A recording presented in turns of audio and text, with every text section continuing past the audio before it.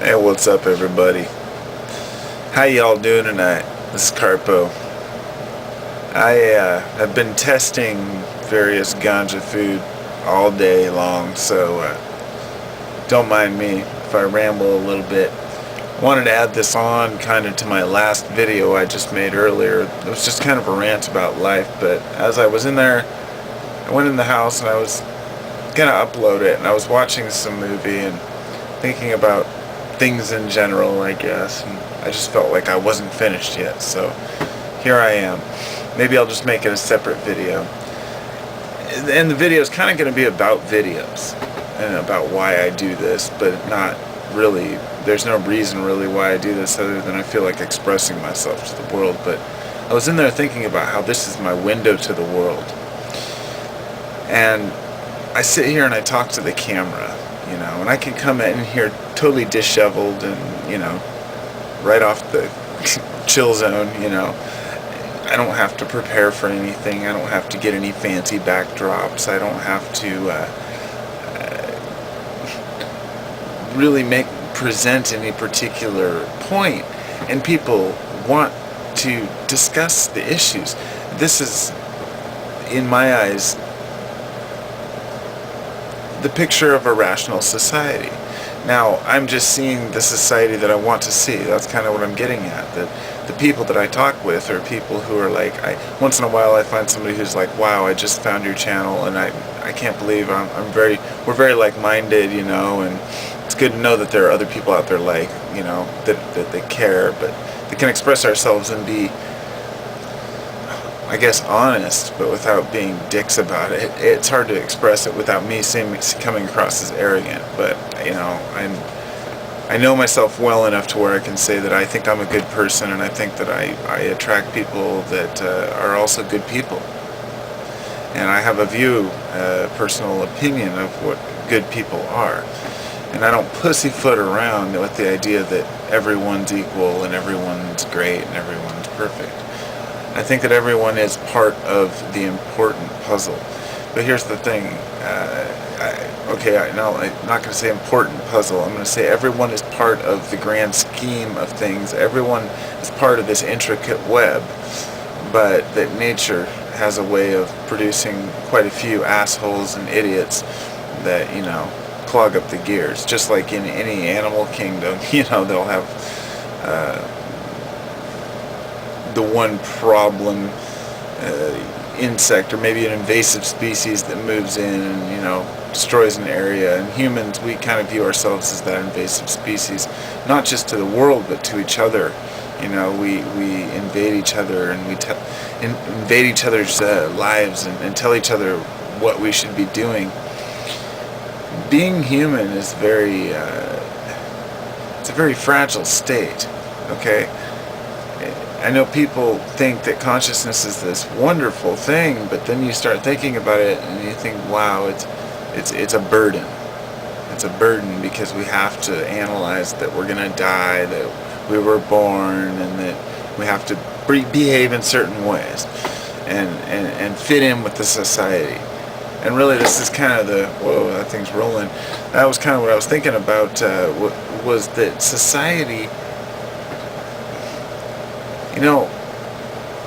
I've changed so much because I was really thinking about how I go through phases, and how I was thinking years ago what a negative view I had of society in the world, and how I thought that, I was one of those guys that believed, that looked every morning, okay, this is even just a few years ago, I was subscribed to a lot of different channels, but not just YouTube, but like on my main bar on the computer I had the earthquake map, the buoy map, all the different space weather, the sun. Every single morning I went and I looked up all the information to see what had happened. Why? Because I was waiting for the big one, something big that was going to go down. And I was a believer in the whole doomsday bullshit for years. It's not that I was afraid of it or thought that, oh, it's happening tomorrow, but I've always felt that something's got to give. And I still do believe that, but it's not as pressing as it used to be. And I've realized something, and this is kind of what I wanted to share the most with everyone who maybe thinks about these fearful things or has any fear-based ideas, that it really is a state of mind. And if all the shit's happening, if all these conspiracies and fears that we have about, asteroids, planets, aliens, whatever it may be, if any of it's really going to happen, it'll happen. And if you're prepared mentally, you're prepared mentally. If you're not, you're not. But fretting about it, of course, we know does no good. Fretting about any of it. But I realized that I wanted something to change because I needed to change. And this is kind of where I wanted to really press without sounding kind of harsh, because I know that some people out there would say that there's some big major catastrophe maybe looming around the corner and that we need to be aware of it. In my personal situation, the reason why I attached to those ideas was because I believed that what I believe the reason I attached to those ideas is because I needed to change something in my own life, that I didn't want to change the way I was or the way I thought. I wanted the world to change. I used to, and I'm gonna, be like straight honest. Like, I've always pictured this post-apocalyptic world where there's only a few survivors, and of course I'm one of them, right? It's this pipe dream that, oh well, everyone had to die because it was part of the rebirth of the earth. We have to start over. We gotta. And I used to think, what would I do if I was one of the survivors? And I always had these weird ideas of, I'd watch zombie movies and stuff and think, oh no, I could do this so much better. I picked those movies apart because I've always thought it through, like I'd set up a bunker here, and if there was really, this situation, I'd go out to an island for a while or have a boat, farm, go to some underground water supply in case there's a radioactive fallout. I know where the local water sources are that are underground and stuff like that, like up in the mountains. And I've already considered all these things. And I think it's a fear-based mentality but it's also one that's based on survival, because we want to make sure if something does happen that we're going to be able to survive it. But is anything to be gained from worrying? No. Being aware, yes. So, I guess when I changed and started working towards figuring out who I was, all that stuff started losing interest. I stopped subscribing to any channels that had anything to do with that stuff, and I still subscribe to people like Suspicious Observer. He's just, he just does solar and stuff. Stuff about the sun and the weather, but he was the one who inspired me to start looking at earthquake maps and buoy activity to see what's happening in the ocean. I was always thinking, what's happening now? Why is this buoy doing this? And then when Suspicious Observer started, he would talk about stuff like, oh, this buoy is acting funny, and nobody quite knew what it was, and is there some big ship under the water? Is there some volcano? It's easy to speculate. Think that all these things are happening that really aren't. It doesn't mean that they aren't. It just means that we can't prove any of this stuff. So the only reason I guess I talk about the whole apocalyptic thing and why I is because I can relate, because I've been there, because I understand, and from 1998 to about 2000, probably 9 or 8 or 9. A long time, 11 years or so at least, that I was really into the end of the world stuff, and I read I got books upon books, The Creature from Jekyll Island, which is about the Federal Reserve, because I was so obsessed with understanding money, because I wanted to see how the economy was going to collapse. And then I read Collapse by Jared Diamond, and Guns, Germs, and Steel, and all these other great books that basically just say we're fucked. Pardon my language. And we are. As a civilization, we're going to go the way of every other one. But until then, we got to make the most of the ride. And I think that we can do a little bit better in the way that we treat one another. And especially those kids that are coming up today, don't give them the hope that tomorrow all their dreams got cut off right there. I wanted to say that, not the most important thing to relate to, that I wanted to really come across to the younger generation, was that it's easy to get caught up in this kind of stuff, and I don't want to see the younger kids of today coming out of school and thinking, well, why should I even go to school? Well, why should I even bother? Why should I make the effort if some asteroid or comet's going to come tomorrow and destroy our planet? Or, or even more importantly, I guess, that this life doesn't matter because there's some ascension going to take place. And so while we're on that trip, we start talking about the end of the world stuff. I guess it's only fair to tie it into the new world stuff that I've been hearing, because it's only fair to go to both sides, Yeah, there's doomers, but there's also, people who believe that, there's going to be some cosmic wave of consciousness and ascension that's going to awaken everybody, and we're all going to come into this state of enlightenment and being where everybody's, this utopia. And,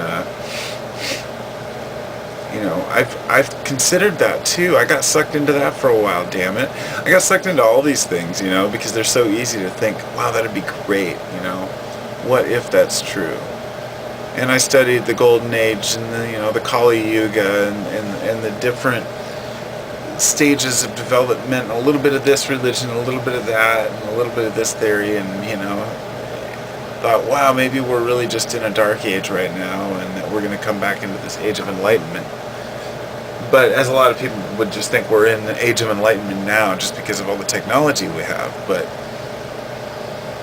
I think what people want to grasp is this idea that at one time we had this connection with nature, this connection with everything, but more than just a connection with nature on a primal level, that we as humans were able to telepathically communicate and function on a higher intellectual level than we do today.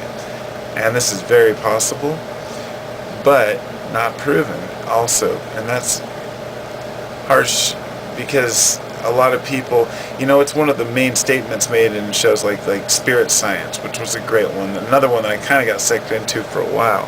And that, it shows like that, and they get me to do the research myself to say, okay, is this true or not, I'd like to believe that there was a place called Lemuria, as they claim, where, these, in Atlantis and Lemuria, and these creatures from Mars, and these teleporting, all these crazy theories that people purport as fact.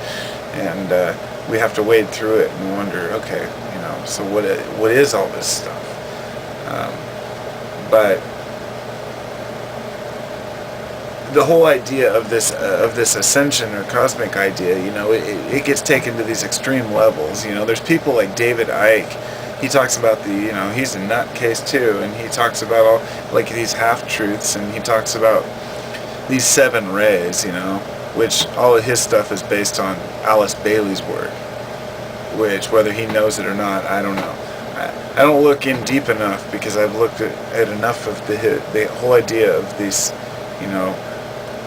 the reptilian campaign and all this crap, that it's not worth my time to worry, because that's on the fear side of it. But people have also taken that 7 rays idea and these, fear, I'm not saying that he's using it as fear, I'm just saying that a lot of his stuff is fear-based, but the 7 rays idea, people believe that there's these rays, these cosmic rays, that are, the sun acts as a secondary source from the main source. And all these ideas are archetypal and may be true, but aren't quite understood. We pretend like we understand them. And it gets a little bit ludicrous after a while when people try to make assumptions about what all this stuff is, but when people are trying to sell all these ideas of ascension, of awakening your chakras or becoming when people talk about what's a higher vibration or grounding yourself, this kind of stuff, it's like, I'm sorry, show me the money. I believe a lot of it is plausible and true. I believe in cymatics and manifesting destiny, manifesting water. I've looked at the Emoto experiments. I've looked at so much stuff, but a lot of it is just what it is, videos, ideas, theories. Some of it's true, some of it's not.